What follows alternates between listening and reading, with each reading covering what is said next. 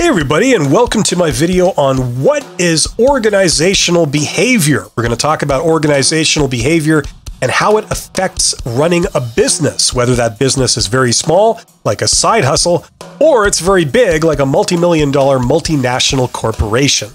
We're going to talk about the pros and cons of organizational behavior, as well as the pros and cons of the people who specialize in organizational behavior too, in a very general sense. Okay, so let's dive in. So what is organizational behavior? Well, I could give you a fancy explanation about how it's the way organizations behave, but what does that actually mean? Well, here's how it works. It's basically a subset of sociology. Sociology is the scientific study of groups of people, how they behave. It studies civilizations, it studies cultures, it studies societies, and it studies how they behave and how they think and, all this kind of stuff. Now, what they've done is they've taken a lot of the learning from sociology and they've condensed it down into a topic that just focuses on business. Okay, so if you think about going to your job, a lot of people go to their job every day, they go to their workplace, and the workplace is sort of a subset of society. It's a workplace. Different people are interacting together and they're all communicating together and they're all, working together, and it studies their behavior, how they behave, how they think, how they feel. Okay, stuff like that. And so it includes studies of power, what gives an individual power, things like authority, things like dependency. You study communication. How do you communicate with a group of 50 people, right? And have it be effective? It's one thing to communicate to a person one-on-one, just you and them, but it's a different thing to communicate to 250 people. There's a lot of issues and phenomena that surface when you're communicating with 250 people that aren't really there when you're talking one-on-one with somebody.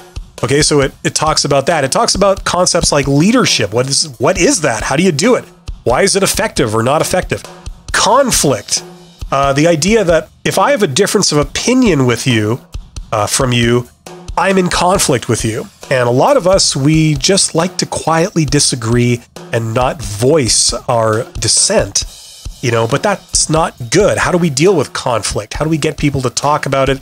And how do we smooth it over? Things like decision making also are part of this. How decisions are made in an organization. Making a decision by committee or being authoritarian. All this kind of stuff. This is all included in the topic of organizational behavior. Okay. Now let's talk about the pros and cons of this area of study, organizational behavior. Well, it's not really a department of a company. It's more of an area of knowledge.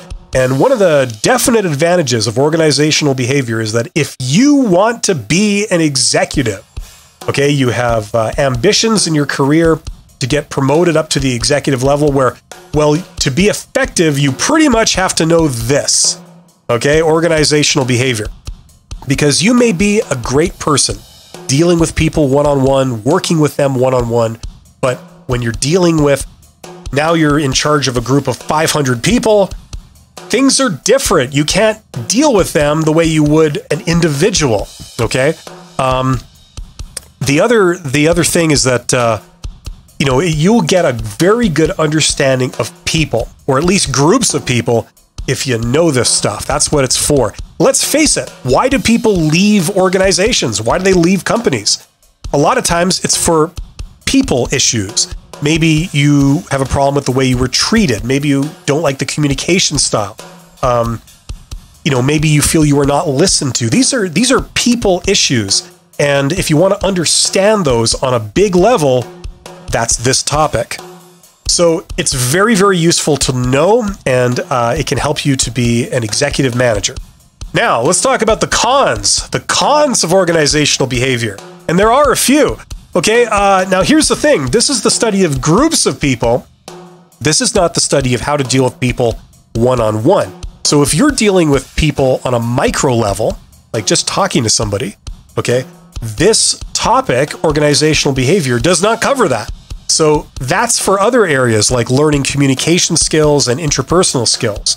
So although organizational behavior is very, very important and can really help you to deal with groups of people, it's not the only thing you need to know. you also need to have great interpersonal skills on a one-to-one level, and that is not a part of this topic. Okay, now moving on to the people, the individuals who specialize in organizational behavior. Let's talk about their pros and cons from a general point of view. Generally speaking, people that know this stuff really well, okay, they know how to deal with people, and that's a great thing. So a lot of advantages there. However, the cons for people that specialize in this, and there are a few cons, is that first of all, organizational behavior, knowing this stuff, it's no substitute for having experience, okay? Because if you've just learned this stuff in school, does that mean you can just come out of school and be an executive? Not really. You might not be super effective because without an experience base, you won't really have anything to frame this topic. So you really need experience to complement knowing this subject matter. In addition, organizational behavior is no substitute for having a depth skill set. So for example, maybe you're an engineer, or maybe you're a salesperson, maybe you're an accountant, maybe you're an architect or a doctor, or a customer service representative. Those are depth skill sets, and you might have had a career in that. And if you tack this on, knowledge of organizational behavior, it really enhances your capabilities. But without having a depth skill set and just knowing organizational behavior, that also won't really frame this topic. So you will not be very effective applying this knowledge.